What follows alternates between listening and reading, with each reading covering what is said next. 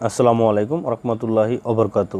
প্রিয় দর্শক, আজকে আমি আপনাদের এই ভিডিওতে দেখিয়ে দেবো কিভাবে আপনারা সঠিক নিয়মে একটি টিন সার্টিফিকেট তৈরি করতে পারেন। তো 2024 সালে কিছু নিয়মের পরিবর্তন আসছে টিন সার্টিফিকেট করার ক্ষেত্রে। আজকের আমি এই ভিডিওতে সম্পূর্ণ সহজ নিয়মে আপনাদের দেখিয়ে দেবো। তো কথা না বেরিয়ে শুরু করছি মূল ভিডিও।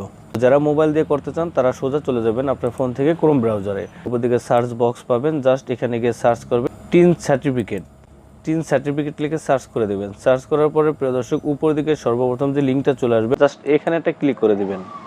এখানে যদি আপনার ডেস্কটপ মোডটা চালু না করা থাকে তাহলে উপরের দিকে 3 লাইন মেনু পাবেন, জাস্ট এখানে ক্লিক করে দিবেন।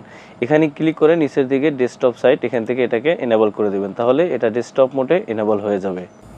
তো প্রিয় দর্শক, আপনাদের সহজভাবে বোঝানোর জন্য আমি আমার ফোনটাকে রোটেট করে নিলাম।